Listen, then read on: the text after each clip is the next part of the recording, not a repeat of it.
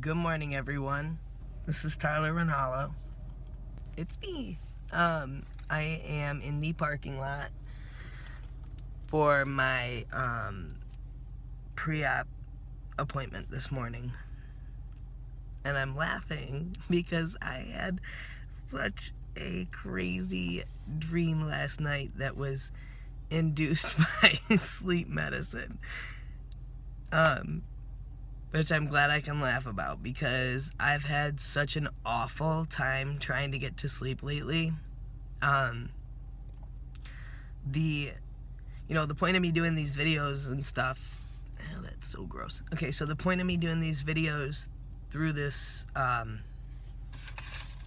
whole transition, I'm still waking up with coffee.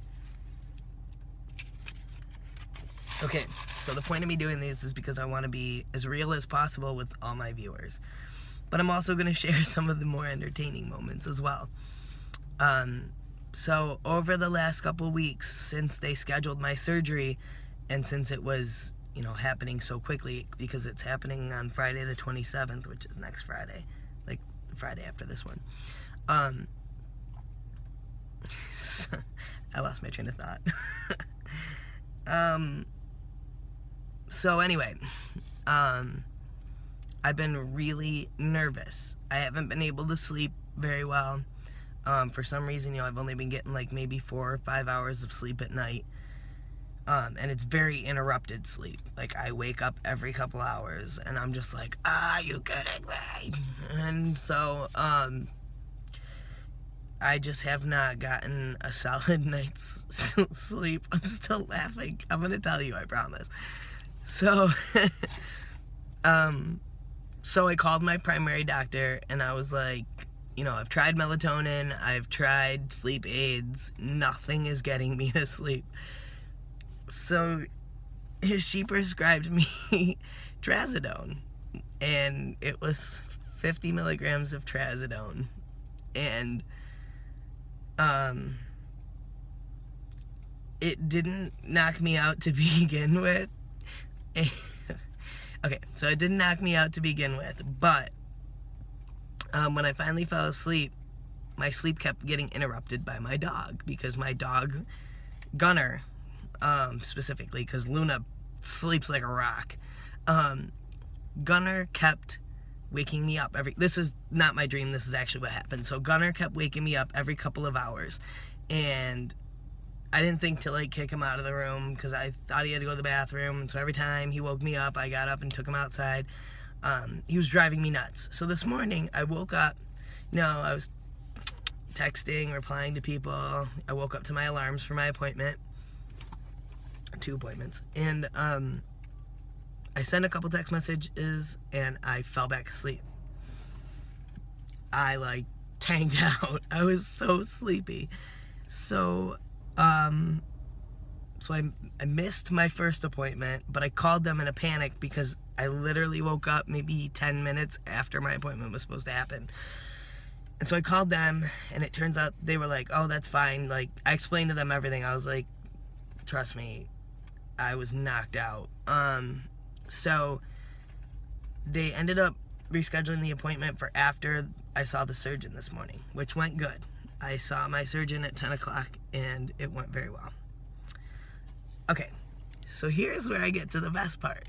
So I had this dream last night, and I texted a couple people to tell them what happened in this dream because it was just so funny, but I'm going to go into detail because I remember it so specifically. So, the way that it went was my old riding instructor, Debbie. Hi, Debbie. She ended up owning a horse farm out near Albany in my dream. And Simone was out there, and she needed to sell the farm for some reason, and then me and Jess bought the farm. So she gave us Simone, and because she said that we were going to take really good care of her. So Simone was there, and then so we bought this farm. It had a little old farmhouse, and my friend Jen Coffey was the farm manager. She showed up out of nowhere and I was like, hey, you would make a really good farm manager. So she showed up and started organizing things for me. And before Debbie sold me the farm, she explained there were like 3 refrigerators in the tack room was huge. So when you walked into the tack room, there was like a TV, some couches, a whole kitchen set, like stove, microwave. There were 3 refrigerators, and in each refrigerator had a specific purpose. So you open the smaller refrigerator, and she said, this is where people can bring their own food and leave it and have it labeled in there. And then the next highest refrigerator, there was like yogurt in there, and I don't even know, like snacks, like applesauce, like things I'm pretty sure I'd find in my refrigerator at work. And she said, these are for people who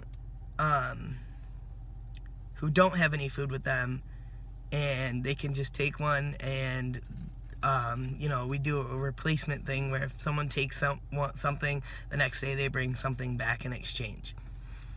And then the next highest refrigerator was a freezer. The freezer was full of lean cuisines, and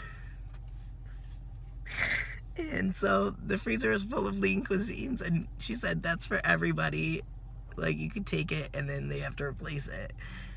And then the fridge part of that one was filled with like Pepsis, Mountain Dews, water. I don't even know. So then she sold the farm to me, and oh my God, I forgot about the one part. Okay, so the neighbors to this farm, they had a little golden dog that would love to come play with our dogs. So the golden dog would always show up at our back door. I forgot that part. And they would come over, and then so we opened the farm to like new people coming in, and I explained to them, that the refrigerators were the way they were, and for some reason our bedroom was in the back of the tack room. I got nothing. So I'm like remembering bits and pieces of it. I think my favorite part, okay, so Jen Coffey came to be my farm manager, and she just happened to show up out of nowhere, and I was like, hey, you'd make a good farm manager. And so she was organizing my farm. I remember, and then so I walked into some weird area, like some dude came out of nowhere and like was giving me a tour of the rest of the farm, and there was a band playing in like some back room, and he told me that like some lady rented the space. I don't know. And then I was like, hey, we need some food. So I told Jess we needed food. So we went down to the local town or something. There was a Wegmans there. We didn't go to Wegmans. We went to like a little fruit and veggie stand, and it was run by two hippie lesbians, and I remember that because they were partners. So it was run by them, and my friend JoJo, who is deaf, was working there too. So it was 2 hippie lesbians and JoJo, and they had no idea what JoJo was signing, and I did. So I was talking to JoJo in sign language, and we bought some vegetables from them and walked back to the barn. This is so crazy. I don't even know. And then on the way back to the barn, the hippie lesbians were really mad because they said people kept breaking into their house. And then, so we went to leave, and the fire trucks, like the fire alarms went off, because apparently there was a fire at the school. So the fire truck, I remember this so clear in my dream. So Luna was with us, and Luna went to run out in front of the fire truck, and I ran out and grabbed her. And the fire truck went by, and I remember seeing one person on the front, one person in the middle, one person in the back. The rest of the spaces were filled with sleeping dogs. I wish I was kidding. Like, this is so crazy how much I dreamed. So they were sleeping dogs. What the fuck? I mean, excuse my language, but like, how's a sleeping dog gonna save somebody in a fire? And I remember watching them go to the school, and only one little section of the school was on fire.